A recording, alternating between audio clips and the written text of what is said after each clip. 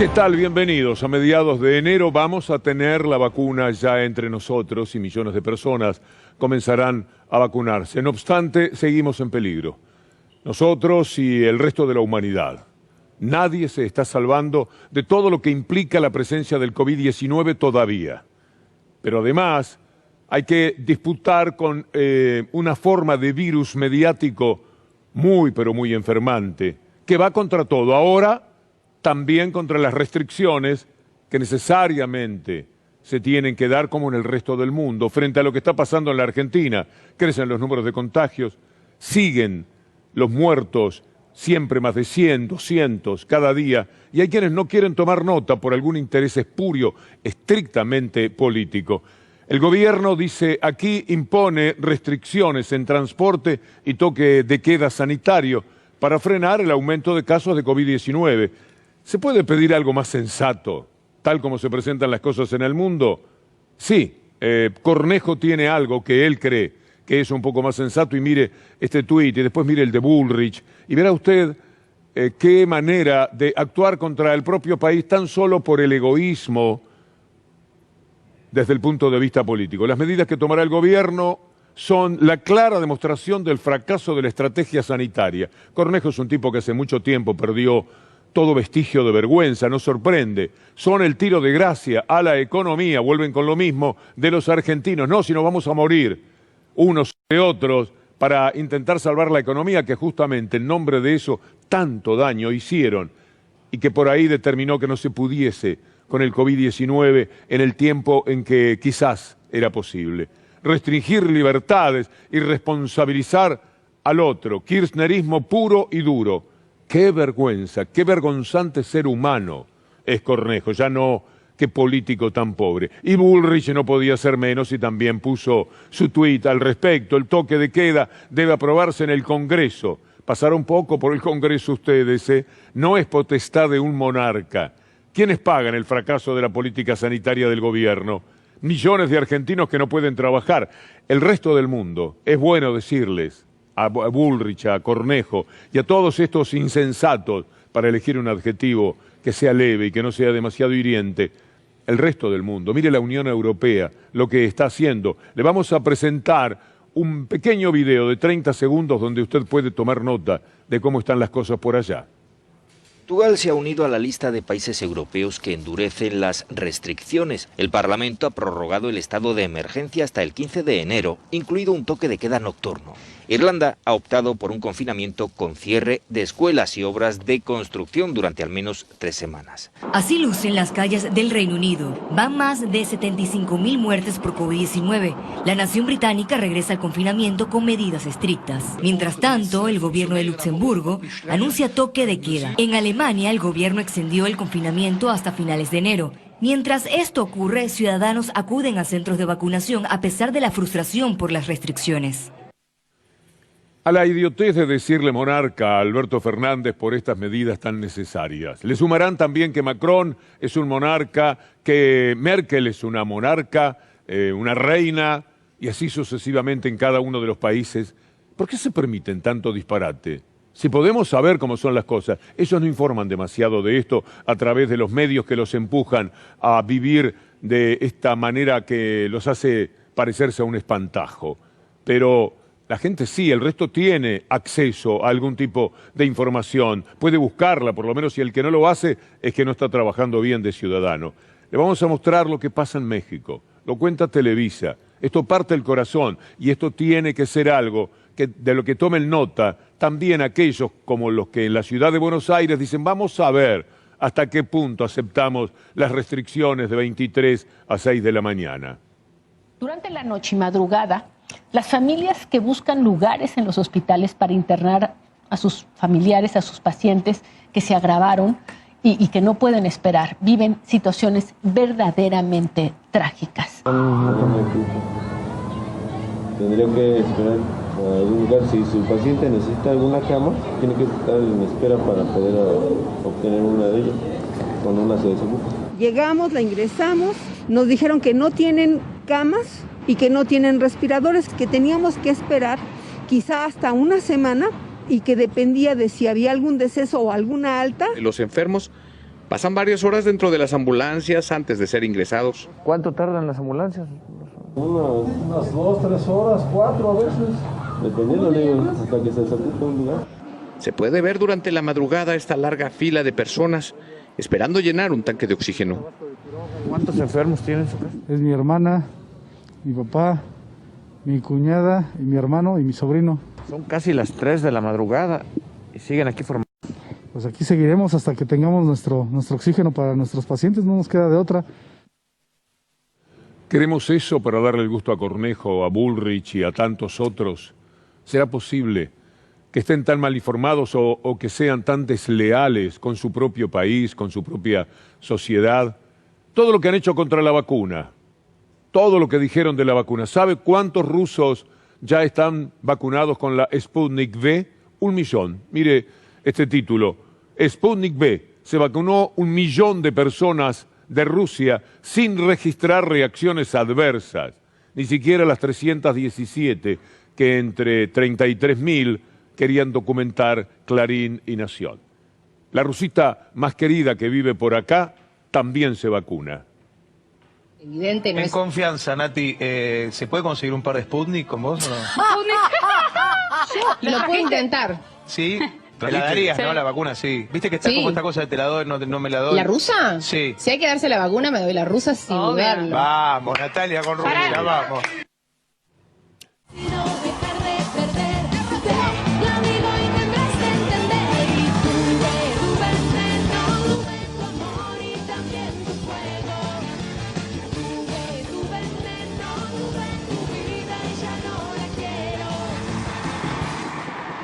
Nos vino bien para permitirnos una sonrisa, algo muy agradable.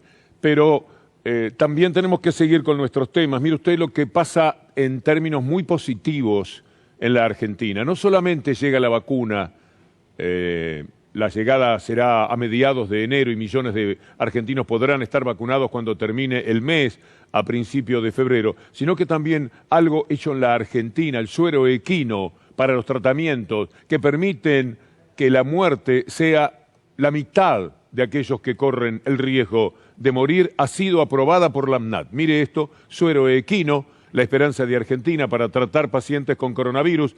El tratamiento fue aprobado cuando se conocieron los resultados positivos de un estudio clínico. De acuerdo con la autoridad sanitaria, se redujo la mortalidad al 45% en pacientes con COVID-19 severo. Mientras tanto, aquí hay que lidiar con lo que venimos mostrándole a ustedes y también le vamos a permitir ver más adelante. Alberto Fernández habla de los medios que enloquecen. Hay medios que solamente se concentran en un tema y la verdad es que contaminan la cabeza de la gente peligrosamente. El esfuerzo que han hecho por contaminar a la gente respecto de los riesgos de la vacuna rusa son increíbles. El esfuerzo que han hecho para hacerle creer a la gente que la cuarentena era una imposición maldita del gobierno para tenerlos encerrados es un daño incalculable. Está muy bien ese énfasis, hace muy bien en decirlo y en dar la pelea, porque tiene que hablar él para que repercuta en todos los medios, aún en los que lo viven enfrentando. Está muy bien lo que hizo, porque por otra parte, debemos tomar nota que es la vida o la muerte lo que está en juego con el COVID. La muerte no de todos, pero sí de muchos, y como no sabemos a cuáles nos puede tocar, en consecuencia tenemos que pensar en la muerte de todos. Que no piense Cornejo, que no piense Bullrich, que son personas con la mente ya en el terreno del disparate. Bueno, vaya y pase, pero nosotros no tenemos que permitirnos eso. Mire lo que sucede en Estados Unidos. En las últimas 24 horas, 3.900 muertes, casi 4.000 muertes en los Estados Unidos por el COVID-19. Aquí está la información. Mírela porque lo gráfico siempre entra mucho mejor que las palabras. Por eso recurrimos a exhibirle siempre los títulos de los diarios y la parte más destacada. Estados Unidos registra un nuevo récord diario de muertes por coronavirus, 3.900, casi 4.000. Por supuesto, también estamos pensando en otro tipo de muertes en Estados Unidos. 4 muertes. En el brutal descontrol que se produjo ayer en el Capitolio, en la ciudad de Washington, en un verdadero símbolo de los norteamericanos. Estas son fotografías de lo que ocurrió cuando lanzados por el imbécil de Trump que dijo no aceptamos la derrota minutos antes, salieron por las calles de Washington y se fueron al Capitolio. Personajes como este, estrafalarios, me hace acordar a los que aquí se disfrazaban, se ponían una máscara de gorila y decían yo soy un gorila, este que dirá, yo soy un vikingo. Mire cómo se sacaban fotografías en pleno Capitolio, la selfie para toda la vida. Esto es lo que hicieron ayer en los Estados Unidos. 4 personas lo pagaron con su vida, 4 personas lanzadas por Trump, de la misma manera que los líderes de derecha siempre lanzan a su gente. Ocurrió en Venezuela, 43 personas hicieron matar en Venezuela a los de la derecha, denunciando también fraude como denuncia Trump. Eso fue en febrero del 2014, después de las elecciones aprobadas por todos los que estaban allí como veedores en diciembre del 2013. Esto es lo que hacen siempre, este es el mecanismo que ponen en juego. Mírelo, escúchelo, a Trump, tan poco admirable para entender estas imágenes de romper el Capitolio, entrar por la ventana, llevarse todo por delante, promover el desconcierto, la muerte y finalmente el toque de queda, porque hay toque de queda en Washington, en la capital de los Estados Unidos, no es toque de queda. Lo que Clarín y Nación le quieren hacer entender a la gente que habrá en la Argentina cuando se invite a que nos cuidemos entre las 23 y las 6 de la mañana. Ahí tienen toque de queda. Capitolio, un símbolo ultrajado. El primero en hacerlo, el presidente actual Donald Trump. We have hundreds of thousands of people here, and I just want them to be recognized by the fake news media. Turn your cameras, please, and show what's really happening out here, because these people are not going to take it any longer. They're not going to take it any longer. All of us here today do not want to see our election victory stolen by emboldened radical left Democrats, which is what they're doing, and stolen by the fake news media. That's what they've done and what they're doing. We will never give up. We will never concede. It doesn't happen. You don't concede when there's theft involved. Our country has had enough. We will not take it anymore, and that's what this is all about. Y como no podemos aguantarlo anymore, la gente tiene que ir al Capitolio y hacer cualquier tipo de destrozo. ¿Se puede creer que este hombre se ha llegado a presidente de los Estados Unidos? El problema no es político, es moral. El mundo ha caído muy bajo en su moral. Cada votante de personajes como estos, de la derecha, de la extrema derecha, en el mundo, tiene una moral destrozada, ha perdido el sentido ético de los valores que deben regir la vida de convivencia entre los seres humanos. Mire lo que es Bolsonaro, para ver si podemos superar la marca de Trump. Me parece que es difícil, pero Bolsonaro lo intenta. O que aconteceu nas eleições americanas agora? Basicamente, qual foi o problema? A causa dessa crise toda? Falta de confiança no voto. Então lá, né, o pessoal votou e potencializaram o voto pelos Correios por causa da tal da pandemia, e houve gente lá que votou 3, 4 vezes, mortos votaram, foi uma festa lá.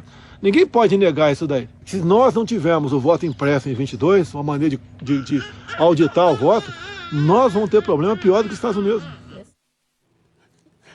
Nadie puede negar que votaban los muertos en Estados Unidos. Se lo dice desde Brasil, se ve que tiene una data infalible que Trump no pudo llevar ni siquiera a una Corte Suprema, más adicta que la Corte Suprema de la Argentina es adicta al establishment. Tiene 6 integrantes de los republicanos y 3 de los demócratas, de los cuales la mitad de los republicanos fueron designados en este tiempo, en estos 4 años por Trump, que tuvo la misma rapidez de Macri a nombre de las corporaciones para poner representantes nada menos que en la Corte Suprema, menos creíble. Y sin embargo, le tuvo que decir no. Este es un límite que no podemos pasar. Esos que sí supera abiertamente la Corte Suprema de la Argentina, allá no se animaron a tanto, porque en algún lugar, aún adictos al republicanismo, tienen algo de su formación, algún recuerdo, pasaron por facultades y en consecuencia tanto no pueden traicionar su propia profesión. Fraude, siempre el fraude, lo decía Bolsonaro, lo anunciaba Trump, no vamos a soportar el fraude anymore. Y se iban todos al Capitolio a morir. En cada persona que murió por balazos, en cada bala, estaba Trump, seguramente. Y en cada disparate que se dice por la derecha cuando habla de fraude, están esos líderes de pacotilla. El derecho a pensar que acá hay pergeñada una asociación ilícita para hacer un fraude y vamos a hacer la denuncia penal correspondiente. Yo viví la experiencia del 2007 y a nosotros para entrar al balotaje, aparte del fraude, pero estábamos a un punto del balotaje, si no nos hubieran hecho fraude, igual... ¿Usted cree que le hicieron fraude? ¿En dónde? Sí, en toda la nación. Consumando un fraude, consumando un robo electoral que es absolutamente inaceptable para nosotros. This is a fraud on the American public. Juega el fraude, claramente, cuando uno ve los números, claramente hubo en la PASO un fraude muy, muy grande. Gran gobierno. This is an embarrassment to our country.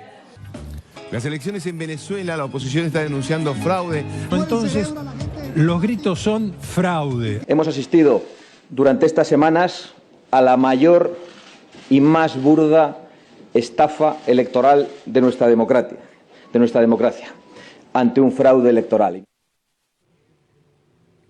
¿Se dan cuenta? Son iguales, cortados exactamente por la misma tijera. Alguien me pregunta qué es de pacotilla, porque me parece que es lo que le dejaban llevar a los marineros, que no era necesario para el cargamento del barco a cada uno de ellos. De pacotilla, decir nada. Estos son estos individuos. Significan nada en lo moral, en lo ético, en sus valores humanos, pero significan mucho en términos de poder. Tienen un inmenso poder y generan que la gente se pueda portar de esta manera, igualitos a ellos. ¡Qué robaron votos! ¿Qué PBI de votos se robaron? Se robaron los votos. Las elecciones no son democráticas. No, mi amor, fue un fraude. Fraude. Sí, totalmente. In the NFL, there's a close play. What do? They review it, right? And sometimes it takes them 15 minutes. There's delays the game. They got to look at every little technicality. Stop the count! Stop the count! Stop the count! No count! Stop the count! Nosotros queremos que se cuenten todos los votos legales, que pensamos que ha habido fraude. Si esto no es el pueblo ¿dónde está? Es un fraude total. Está claro que no quieren a Evo Morales. En las ciudades la mayoría ha votado en contra de él, pero él aparece de la nada, aparece ganando en todo lado. Una sola satisfacción, no es la palabra, un solo motivo de alivio tuve cuando ganó Macri a nombre de las corporaciones, porque tanto se había hablado de fraude, que si la elección se resolvía a favor de Scioli por un punto, como pudo haber sucedido en la escasa diferencia que había, siempre pensé que hubiera esto generado muertes en la Argentina, que la derecha hubiera procedido de la misma manera.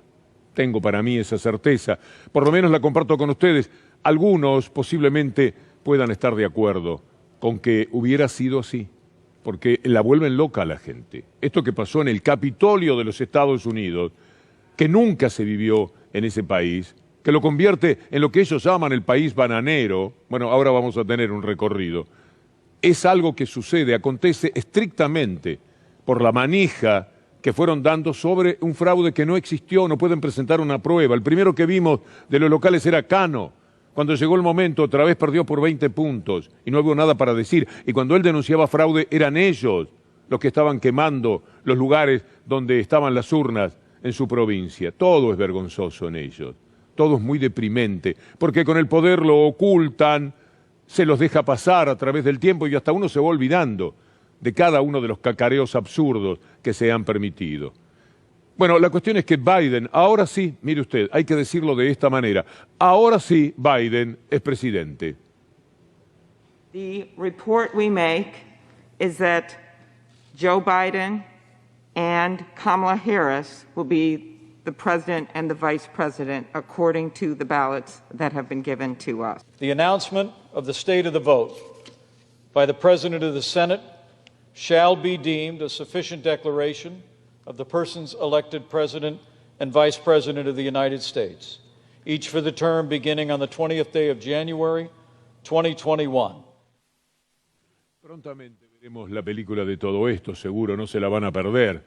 Hay uno se los imagina, Netflix, Amazon, tratando de comprar derechos y filmando todas estas imágenes para hacer mínimamente una buena documental. Se presta, ¿eh? Seguir el derrotero de Trump invita a ponerlo todo en el contexto de un film para compartirlo con todo el mundo y para que nunca nos olvidemos de todo lo que se ha padecido por culpa de este idiota con mucho poder. Mire, Mark Rubio se permite decir algo que veremos después cómo es corroborado por los latinoamericanos. Mark Rubio dice en este tuit, Marco Rubio, en realidad no es nada patriótico, no hay nada patriótico en lo que está ocurriendo en el Capitolio. Esta es la anarquía antiamericana al estilo del tercer mundo. Ajá, nunca pensaron que les iba a ocurrir, aunque tienen muestras suficientes como para pensar que no están para mirar por encima del hombro a nadie. Eso sí, acá tenemos gente que en nuestros canales dice, parecía un país latinoamericano aquello de los Estados Unidos. Inmediatamente se vieron reflejados en eso. Veámoslo. Muy bien, bueno, intenso, fue el día en los Estados Unidos y va a seguir así. Muy caótico y muy impensado que pase un hecho así en una de las potencias principales del mundo. Sí. Uno ve las imágenes y piensa que puede llegar a ser un país de Sudamérica, pero no, es lamentablemente los Estados Unidos. Piensa que puede llegar a ser un país de Sudamérica, pero no, es lamentablemente los Estados Unidos. Es una cuestión de experiencia. Ya se va a ver que a los Estados Unidos le ocurren las mismas miserias que a nosotros, y muchas de nuestras miserias son provocadas por Estados Unidos. El único país que no puede tener un golpe de Estado, por lo menos lo que uno ha creído hasta ahora, porque carece de embajada de los Estados Unidos en su país. Pero hubo quienes fueron más lejos todavía, mucho más lejos, porque la llegada de los demócratas fue advertida como el arribo del socialismo, el comunismo mismo. ¿Lo quiere escuchar? Hace pocos días hubo elecciones de senadores en Georgia y allí había dos bancas en juego. Si los demócratas ganaban esas dos bancas, aparentemente iban a lograr tener mayoría también en la Cámara de Senadores. Y eso convertiría en todo caso al gobierno de Biden en algo más hegemónico, que era también un gran fantasma que se tenía. Aparentemente fue una banca para cada uno, pero eso también fue en las últimas horas y en los últimos días una situación que exacerbó a aquellos que creen que con el gobierno demócrata de Biden llega como un socialismo, casi comunismo. Claro, según nunca el fantasma, claro. Sí, evidentemente. Ya está la fotografía de Lenin puesta en la Casa Blanca, en el escritorio de Biden, la fotografía de Lenin, o peor todavía, la de Stalin. Y ni hablar de Marx, que naturalmente estará en la entrada misma del Capitolio, en este caso, de la ciudad de Washington. Mire, una cosa graciosa pasó cuando en toda esta locura que se vive y que tratamos de reflejar cada día, compartirlo con ustedes, no sabían cómo introducir en el asunto a Cristina Fernández de Kirchner. Dijeron, ella estuvo en Washington, puede haberse reunido con alguien para que entrara al Capitolio. ¿Cómo habrá podido incidir ella? Bueno, se las ingeniaron de esta manera. El propio presidente argentino, en un claro respaldo al presidente Joe Biden. Eso sí, no recordó el presidente Alberto Fernández que Cristina Kirchner no fue a la transición aquí en la Argentina, la evitó. Por suerte no mandó a la gente al Congreso, pero sí evitó ir y participar de un acto institucional como es el traspaso de mando de la banda presidencial y de bastón presidencial en aquel famoso 2015, ¿no? Diciembre del 2015, cuando asumía Macri. Ahí nomás cayó Cristina. Bueno, hay cosas poquitito así que mejoran en la política mundial. A Guaidó, la Unión Europea le quitó el reconocimiento absurdo que le había concedido como presidente encargado, presidente interino de Venezuela. Qué horror la Unión Europea también, ¿eh? No tienen elementos para saber lo que ahora se va conociendo de Guaidó. Mire, hay un senador norteamericano que en el Congreso ya estaba hablando de Guaidó en los términos que corresponde, de este personaje que acto seguido veremos es nada más que un pobre corrupto que a nombre de los Estados Unidos y de los países satélites de Latinoamérica, los que tienen presidentes satélites, son capaces de proceder así. To admit that our big play, recognizing Guaido right out of the gate, and then moving quickly to implement sanctions just didn't work. It didn't. But all we did was play all our cards on day one, and it didn't work. And it's just been an embarrassing mistake after mistake since. First, we thought that getting Guaido to declare himself president would be enough to topple the regime. Then we thought putting aid on the border would be enough. Then we tried to sort of construct a kind of coup in April of last year, and it blew up in our face when all the generals that were supposed to break with Maduro decided to stick with him in the end. We undermined Norway's talks last summer, and then this March we released a transition framework that frankly is almost a carbon copy of the very one that was in front of the parties last year. And now, after wasting all of this time, we are stuck with elections about to happen that, as we've talked about today, Guaido and the opposition refuse to enter.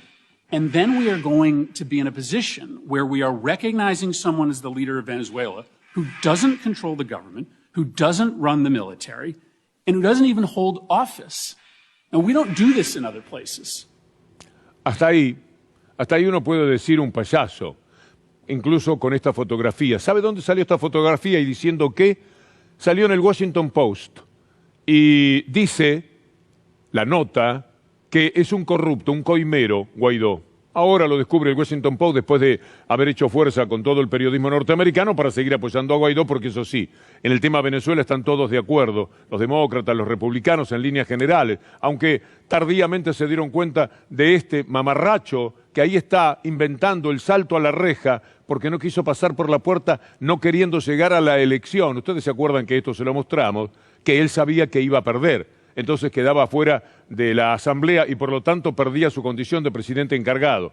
Armó todo un embrollo en la puerta y después, para mostrarle al mundo que no lo dejaban entrar, lo cual era mentira, hacía todo esto. Siempre un mentiroso, un pobre mentiroso, que llegó a mostrar ya alto grado de corrupción cuando llegó la ayuda humanitaria que quiso mandar Trump. ¿Se acuerda cuando Trump citó, qué sé yo, a la Sony, a los cantantes, había hasta de la Argentina, lamentablemente, que iban a luchar por la libertad? Mientras Guaidó se robaba todo, denunciado por la propia derecha venezolana. Los cantantes decían «Viva la libertad» en sus canciones, muy emocionados a nombre de Trump, allí en la frontera de Colombia y Venezuela, y mientras tanto Guaidó sacaba todo lo posible y después se incendiaba los camiones. Usted dice, no puede ser, estamos desvariando. No es así. El New York Times supo contar qué es lo que hizo Guaidó. Ahí lo tiene, el New York Times. ¿Quién fue responsable del incendio de la ayuda humanitaria para Venezuela? Hay un problema. Parece que fue la misma oposición y no los hombres de Maduro quien accidentalmente prendió fuego al camión. Grabaciones no publicadas y obtenidas por The New York Times, así como filmaciones, incluidas tomas compartidas por el gobierno colombiano, que después culpó a Maduro del incendio, como no podía ser de otra manera, permitieron hacer una reconstrucción de lo sucedido. Esto sugiere que un cóctel Molotov lanzado por un manifestante en contra del gobierno es la causante más probable del incendio. Mientras tanto, aquí estaba todo muy bien con Guaidó. Usted sabe cómo lo trató el gobierno de las corporaciones. Guaidó era sumamente bienvenido, el canciller, el presidente de entonces, todos estaban fascinados con el presidente encargado. Presidente, ni bien Juan Guaidó asumió este rol, tuvo un momento de diálogo con él, varios de los colaboradores y el propio Juan Guaidó, yo he hablado con Juan Guaidó la semana anterior, varios de sus legisladores que están nucleados junto a él, porque en la Asamblea Nacional de Venezuela están todos los partidos políticos, incluyendo algunos que representan al madurismo. Bueno, yo me fui para otro lado, me fui a lo que sucedía aquí, que acabamos de ver. Pero es importante mostrarle lo del New York Times. Aquello que denunció había sido hecho por la oposición, por los que llevaban la ayuda humanitaria, y no por el gobierno que estaba sufriendo a Trump y a los cantantes internacionales llevados allí por la Sony para que manifestaran a favor de la inmensa libertad que preconizaba Guaidó. Aquí llegaron al extremo de aceptar la embajadora designada por Guaidó. Ese presidente que decía el congresista de los Estados Unidos, no tenía Fuerzas Armadas, no tenía casa de gobierno, no tenía el dinero para... No tenía nada, solo el dinero que robaba para mantenerse dando vueltas por el mundo. Tenía una embajadora en la Argentina. Y ahí sí que la joven colega que decía, parecía un país latinoamericano, de alguna manera se podría comprender qué es lo que decía. Aquí está la embajadora entrevistada, ya saben dónde. Y tenemos que hablar ahora de la situación en Venezuela, ¿no? Sabemos que hoy se vivieron nuevamente situaciones de violencia. Estamos con Elisa Trotagamo, gracias por haber venido. Ella es abogada venezolana, diplomática, era la representante de Juan Guaidó aquí en la Argentina y bueno, fue noticia también en los últimos días porque ustedes saben que se le retiraron las credenciales también. En efecto. Vamos a mostrarles a Guaidó hablando muy bien de Macri, la emoción que tenía con Macri y con los medios de comunicación de la Argentina. Por eso me siento en la responsabilidad de decirte que si consideras que Juntos por el Cambio representa una forma de detener y hacer retroceder, a esa manera de hacer política que tanto nos ha hecho daño y ha arruinado a Venezuela, uno de los países más prósperos de América Latina, entonces ya no es deber político sino también moral, porque si eso sirve para salvar la democracia en Argentina, entonces valdrá la pena sin duda. Mucha suerte, Mauricio. El pueblo de Venezuela estará eternamente agradecido con ustedes. Así son, así son. Fraude es esto. Fraude es este personaje. Fraude es que la Unión Europea recién ahora lo saque y diga, no se puede con este tipo. Parece que se roba todo lo que encuentra por el camino. Así, tarde se dieron cuenta, ¿eh? Y en el Congreso norteamericano, en la Organización de Estados Americanos, en todos los sitios. Aquí, sin embargo, el nuevo gobierno sabía algo más sobre Guaidó y no reconoció a esa embajadora ni al gobierno de Guaidó, lo decía el propio Alberto Fernández. Nunca nosotros desconocimos la legitimidad en términos de elección, en términos electorales, del gobierno electo en Venezuela. Por eso nunca reconocimos a Guaidó.